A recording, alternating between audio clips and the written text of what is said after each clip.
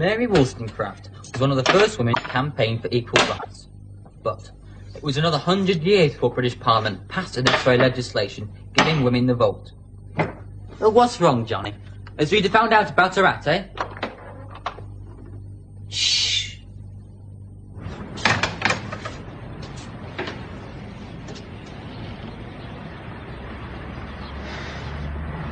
No, it's something else. What? Mr. Badger has to see Martin Cainbender and me in his study, first thing in the morning. Headmaster study, eh? Sounds like you're for the high jump. What you done? Nothing, unless it was throwing a paper dart at Ginny and Josie. But Martin didn't do that. Oh dear.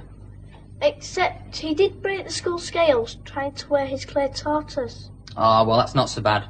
Hey, come on, be my audience for my speech, eh? Now, women are politically equal. But has that really made any difference to their status as the weaker sex? What? Humphrey's practicing his speech for the debating society, Rita. Oh, is he? Well, I'll show him who's the weaker sex. Hey, now, come on, Rachel, it's not my fault. You see, the proposal is, are women really the weaker sex, you see? Someone's got to attack it, and someone's got to defend it, you see? We do lots, you see, Rita, and I've got to say why women are the weaker sex. It's not as though I believe they are, really. Do you mean to tell me, Humphrey, that you'd gladly spout a whole pack of lies just because somebody told you to? Yeah, no. Look, it's not like that, Rita. Men. And what does Marigold Mortimer have to say about it, eh? Who? Don't think I don't know her, Humphrey, because I do. You see, Mavis just happens to know Marigold Mortimer from the Photography Society, and she just happens to know that she's got her eye on you. And her being chairperson of the Debating Society, and you being a weak male sort of a creature, have got far too conceited about it, and spend all your time hogging the mirrors, pretending to be practising your speeches, when all the time you're just admiring yourself, so there. Hey? Marigold Mortimer's got nothing to do with this, Rita. Oh, yeah? No. We've got far more important things in our minds, like winning the Inter-Schools Debating Society Silver Cup. And she just happens to be chairperson of the Debating Society, I suppose? Yeah. If you ask me, Humphrey... Which I'm not, Harriet. I think you'd do better to spend your energy at discovering the true nature of the truth. Eh? Through art, or film, or poetry. It's true. Women are weaker than men in some ways. What? Yes, they are. Physically. Well, what about having babies? Yes, and look at Mam, and she's going on just like normal. That's right, and at her age, too. Hey, do you know, it's funny they've not said anything to us about it. That's because they know we won't approve. Why won't we approve? If they think I'm going to share my room again, they've got another thing coming. Anyway, they passed it. That's why they're trying to keep it a secret. Who's keeping what a secret? Oh, help me with these bags, somebody. I don't know. My leg's not recovered yet from bashing it on that stupid bike. There. Oh, Tano. There's a surprise. I do hope this isn't a bribe. How could it be a bribe? Well, love, the deadline for the removal of that bike is fast approaching, isn't it?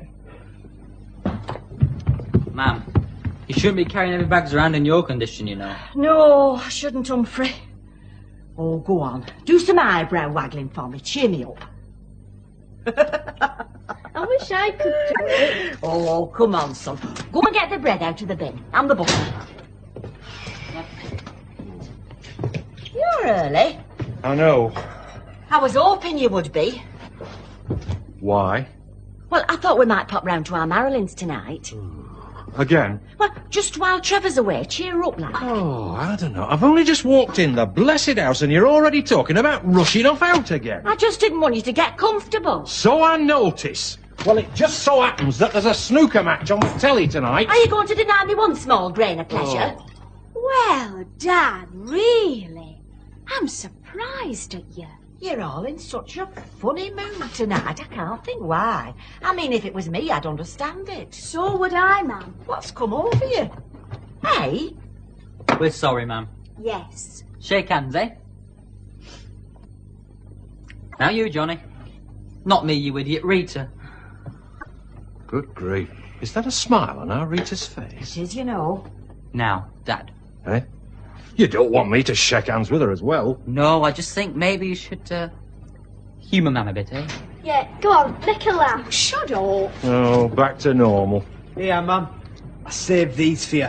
Why? Your need is greater than mine. Such sacrifices. Least I could do.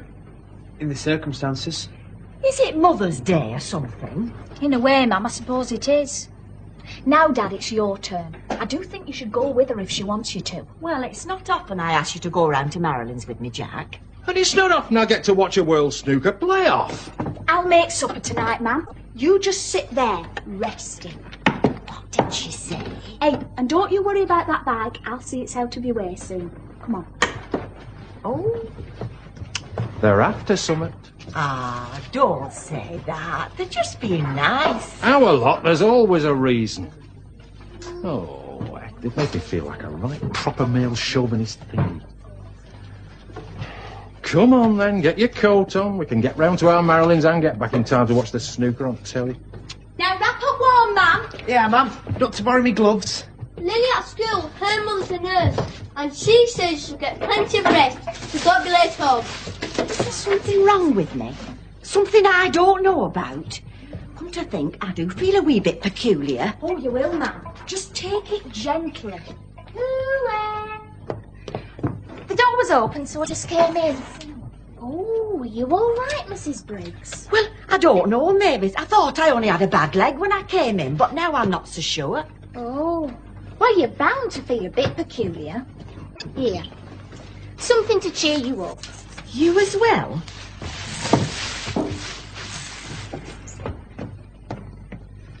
Oh, I was that excited when Johnny told me told you? What?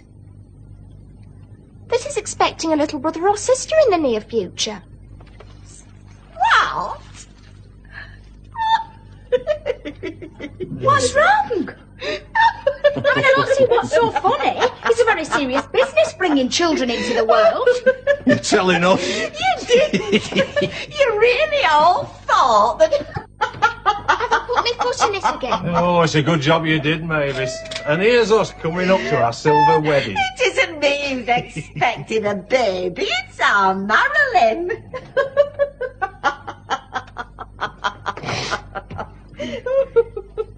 Grow. Swell up like great balloons. Puff up like giant snowballs. Do something. What's this? It's an alarm bell for my alarm system. What's it for? To protect me mushrooms. But you haven't got any. I will have when they grow, and they won't protect them from him for a start. Not to mention Prince's tomcat. Tomcat-scented mushrooms would mean the end of my £1 million business venture forever. You don't need an alarm with Rattle around. Prince's tomcat runs $1 million whenever he sees him. Is that a chimney there, Albert? Yeah, all the way up to the roof. All through our house? Yeah, through our Rita's room to be precise. Oh. There's something up there, Albert. I know there is. Yeah, maybe he stashed a bone up there or something. Or maybe there's a skeleton. Yeah, the phantom footballer. I heard that. Well, whatever it is, if it tries to steal my mushrooms, it's in for trouble. How's it work? Got to test it yet? And anyway, if I told you how it worked, you'd be able to come down here and steal my mushrooms yourself, wouldn't you? How many times do I have to tell you, Albert? You haven't got any. Oh, shut up.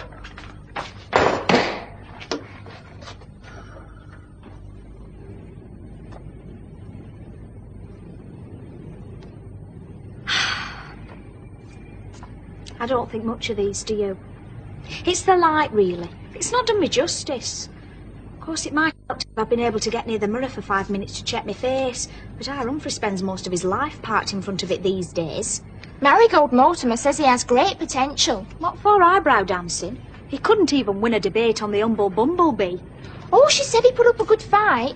She said he had a sting in his tail. I knew I didn't like her. Do you really think we've got any potential, Rita? As film stars? Of course we have.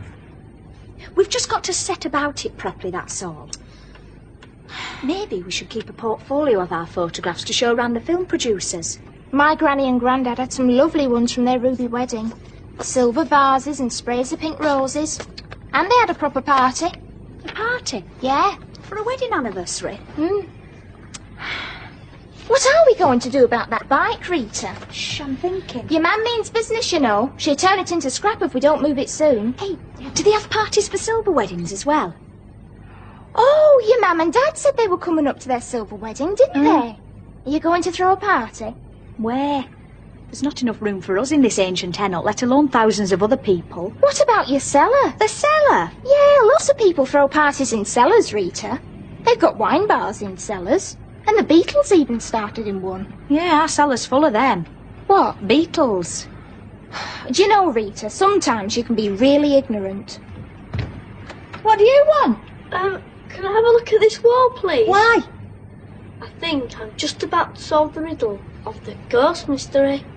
Johnny, why don't you go and make hanging baskets? Well, Go on! And to think, Mavis, I was prepared to accept another child in this house. Rita, you're a saint. Oh, dear, dear. Of course, this would have been better done on the machine. 49, David Taylor. If it had been mended. And still they remain safe.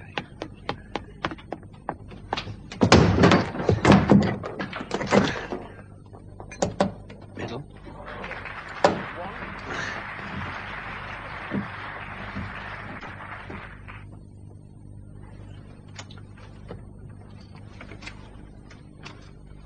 Are you still awake, Johnny?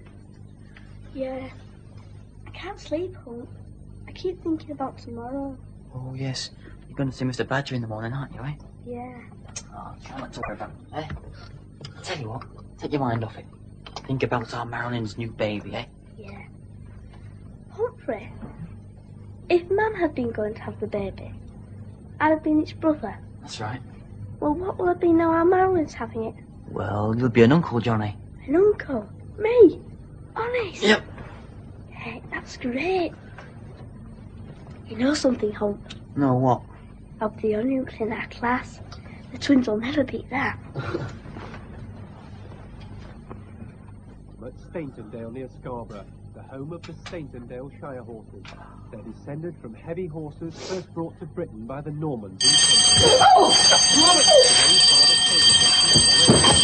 He uses them for work as well as the show ring. This week he has a pupil, Jeremy James from Gloucestershire, who hopes to learn the complicated art of handling.